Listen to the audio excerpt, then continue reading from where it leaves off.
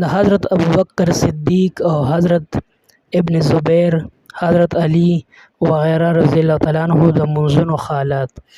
مجاهد رحمت الله علیه د حضرت ابوبکر صدیق او حضرت عبدالله بن زبیر رضی الله تعالی عنہ حال نقل کوي چې کله به دوی مانځه کې ودرېدل نو داسې به معلومېدل چې یو لرګي ښخ کړی شوی دی، یعنی بیخي حرکت به یې نه کولو. عالمانو لیکلي دي چې حضرت ابن زبیر رضی الله تعالی عنہ د حضرت ابوبکر صدیق رضی الله تعالی عنہ نه مونځ زده کړو او هغوی د نبی علیه الصلاۃ والسلام نه، یعنی څرنګه چې به نبی علیه الصلاۃ والسلام مونځ کولو هغسې به ابوبکر صدیق رضی الله تعالی عنہ کولو، او هغسې به عبدالله بن زبیر رضی الله تعالی عنہ. ثابت رضی الله تعالی عنہ وایي چې د عبدالله بن زبیر رضی الله تعالی عنہ مونځ به داسې و چې گویا لرګي دی یو ځای ښخ کړو. یو کس وایي چې ابن زبیر رضی الله تعالی عنہ به کله سجده کوله نو دومره اوږده او بې حرکته به و چې مرغۍ به راغلې په ملا به یې کېناستې. کله به یې دومره اوږده رکوع وکړه چې ټوله شپه تر سحره پورې به هم رکوع کې و. کله به یې سجده دومره اوږده وه چې ټوله شپه به تېره شوه. کله چې حضرت زبیر رضی الله تعالی عنہ سره جنګ کېدو نو یو ګوله د جومات په دیوال ولګېده چې په هغې د دیوال یوه ټوکړه والوتله او د حضرت ابن زبیر رضی الله تعالی عنہ د مرۍ او ږیرې ترمنځه تېره شوه، خو نه په دې پریشانه شو، نه یې رکوع سجده مختصر کړه. یو وار یې مونځ کولو، زوی یې چې د هغه نوم هاشم و خوا کې اوده و، د چت نه یو مار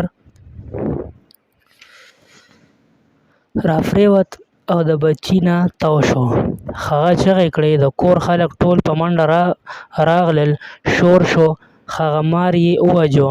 ابن زبیر رضی الله تعالی عنہ هم هغسې په تسلۍ سره مونځ کولو چې سلام یې وګرځاوه نو ویې فرمایل چې څه د شور غوندې اواز راتله څه و؟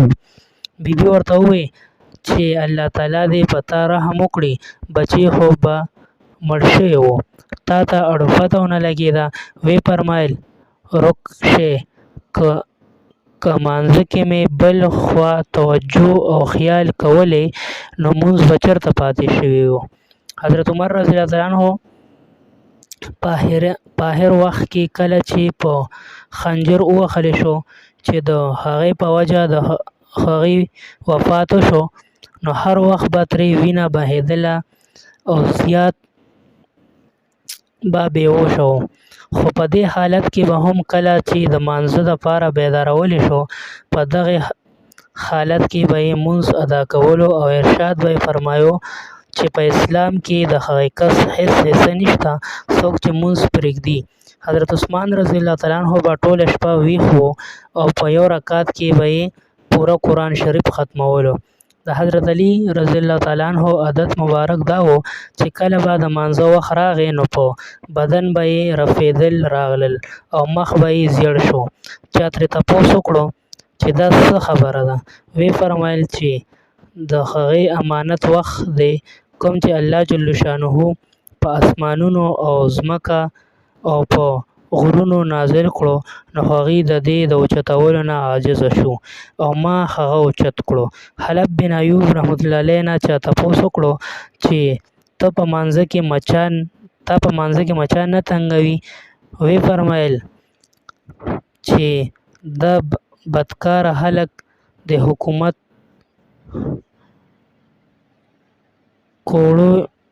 کوړې خوري او حرکت نه کوي او په دې فخر کوي او خپل صبر او برداشت ښکاره کوي چې دومره کوړې یې ووهلم اډو ونه خوځېدم، زه د خپل رب مخکې ولاړ یم او د یو مچ د وجې دې حرکت وکړم.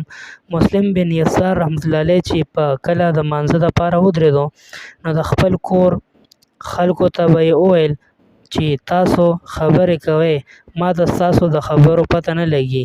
یو ځل یې د بصرې په جامع مسجد کې مونځ کولو چې د جومات یوه حصه پرېوته، خلکو د دې په وجه منډې کړې.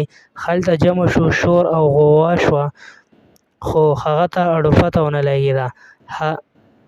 حاتم اسلم رحمت الله علیه نه د هغه د مانځه د حالات تپوس وکړو، نو ویې ویل چې کله د مانځه وخت راشي نو اودس نه پس هغه ځای ته لاړ شم کوم ځای چې مونځ کوم. لږ ساعت کښېنم چې د بدن په ټولو حصو کې مې سکون ارام پیدا شي، بیا مانځه دپاره ودرېږم. په داسې شان چې بیت الله د خپل نظر وړاندې ګڼم او پل صراط د ښپو لاندې، جنت ښي طرف ته او دوزخ ګس طرف ته، او د مرګ فرښتې د خپل ځان نه وروسته خیال کوم او دا ګڼم چې دا مې اخري مونځ دی.